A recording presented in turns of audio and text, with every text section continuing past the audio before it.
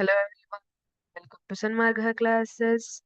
ಪ್ರಾಣಿಗಳಲ್ಲಿ ಸಂತಾನೋತ್ಪತ್ತಿ ಪಾಠದ 7ನೇ ಪ್ರಶ್ನೆ. ಹೈಡ್ರಾದಲ್ಲಿ ನಡೆಯುವ ಸಂತಾನೋತ್ಪತ್ತಿಯ ವಿಧ. ಆಪ್ಷನ್ ಎ ದ್ವಿವಿದಳನ, ಆಪ್ಷನ್ ಬಿ ಬಹುವಿದಳನ, ಆಪ್ಷನ್ ಸಿ ತುಂಡರಿಕೆ, ಆಪ್ಷನ್ ಡಿ ಮೊಗ್ಗುವಿಕೆ. ನೋಡೋಣ. ಇದು ಹೈಡ್ರಾ ಎನ್ನುವಂತಹ ಜೀವಿಯಾಗಿದೆ. ಇದರಲ್ಲಿ ಯಾವ ರೀತಿಯ ಸಂತಾನೋತ್ಪತ್ತಿ ನಡೆಯುತ್ತೆ? ದ್ವಿವಿದಳನ. ದ್ವಿವಿದಳನ ಅಂದ್ರೆ ಒಂದು ಜೀವಕೋಶ ಇರುವಂತದ್ದು ಎರಡು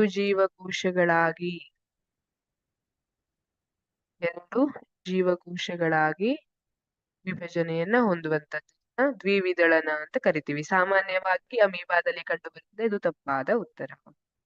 ಆಪ್ಷನ್ ಬಿ ಬಹುವಿದಳನ. ಇಲ್ಲ, ಇದು ದ್ವಿ ಅಂದ್ರೆ ಎರಡು, ಬಹು ಅಂದ್ರೆ ಬಹಳಷ್ಟು. ಈಗ ಪ್ಲಾಸ್ಮೋಡಿಯಂ ಇವು ಬಹಳಷ್ಟು ಜೀವಿಗಳಾಗಿ ವಿಭಜನೆ ಹೊಂದುತ್ತವೆ. ಅದನ್ನ ಬಹುವಿದಳನ ಅಂತ ಕರೆಯಲಾಗುತ್ತೆ. ಇದು ಕೂಡ ತಪ್ಪು. ತುಂಡರಿಕೆ ಅಲ್ಲ. ಈಗ ಪ್ರೌಢಾವಸ್ಥೆಗೆ ಬಂದಾಗ ಒಂದಿಷ್ಟು ಜೀವಿಗಳು ಅವು ತುಂಡಾಗ್ಬಿಡ್ತವೆ. ಪ್ರತಿ ತುಂಡು ಹೊಸ ಜೀವಿಯಾಗಿ ಬೆಳವಣಿಗೆಯನ್ನ ಹೊಂದುತ್ತದೆ. ಇದು ತಪ್ಪಾದ ಉತ್ತರ.